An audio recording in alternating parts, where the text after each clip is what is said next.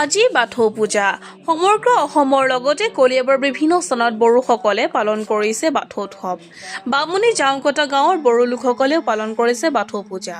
পুৱা ধৰ্মধ্বজা উত্তোলনৰ পিছতে স্মৃতি তৰ্পণ কৰে। তাৰ পাছতে সিজু গছৰ তলত পূজা আৰম্ভ কৰি আৰজ কৰে বড়ো লোকসকলে। পঞ্চতত্বত বিশ্বাসী বড়ো লোকসকলে পৰম্পৰাগতভাৱে প্ৰতি বছৰে পালন কৰি আহিছে এই বাথৌ পূজা।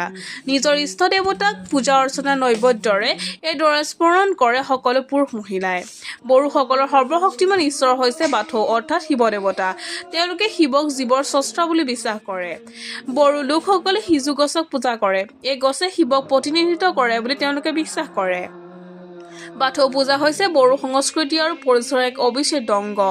তেওঁলোকে বিশ্বাস কৰে যে চৌপাশৰ গছ-গছনি আৰু নদীৰ পৰা আৰম্ভ কৰি পাহাৰ আৰু আকাশলৈকে সকলোতে বাথৌ বিৰাজমান। প্ৰতি বছৰৰ মাঘ মাহৰ দ্বিতীয়টো সপ্তাহত অনুষ্ঠিত হয় এই বাথৌ উৎসৱ। পূৰ্বে বড়ো লোকসকলে বাথৌ দেৱতালৈ মদ মাংস আদি আগবঢ়াইছিল যদিও বৰ্তমান পৰিৱৰ্তনশীল সময়ে বড়ো সমাজ ব্যৱস্থাকো পৰিৱৰ্তন কৰি তুলিছে। আজি নৈথি মঙলবাৰ মানে মাঘ মাহৰ দ্বিতীয় মঙলবাৰ। এই দ্বিতীয় মঙলবাৰটো যিসকল বাথৌৱাৰী আছে, বাথৌৱাৰীসকলে খুব মানে ধুমধামেৰে পালন কৰে। আৰু আজিৰ তাৎপৰ্যটো এনেধৰণৰ হয় যে বহাগ মাহৰ যিটো মানুহৰ বিহু আৰু এইটো বস্তু একে বস্তু। মানুহৰ বিহু দিনা আমি এই যিবিলাক কাৰ্য কৰোঁ, যিবিলাক নীতি নিয়ম কৰোঁ, সেই একে নিয়ম।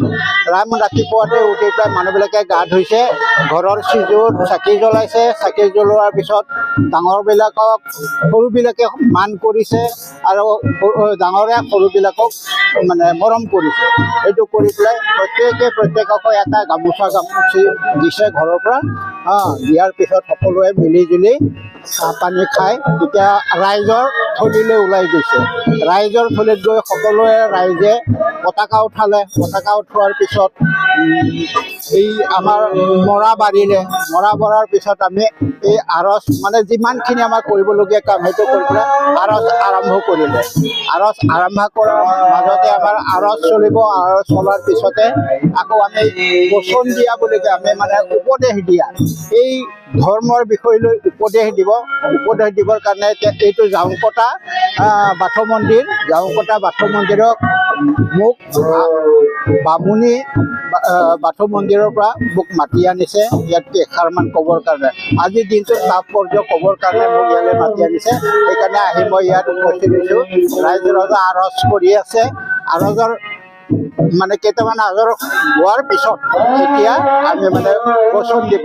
এইটো কি বস্তু, কেনেকুৱা আমি পালন কৰিব লাগে, এই গোটেইখিনি কথা আমি নজনাবিলাকক জনাব লাগিব। জনাবিলাকে অলপ সকলোৱে ক'ব নীতি নিয়মৰ বিষয়ে লৈ। এইটোৱে হৈছে আমাৰ বাথৌ ধৰ্মৰ মূল নীতি আৰু আজিৰ নৈথি মঙলবাৰৰ মূল কথা এইখিনি। News desk report NE express.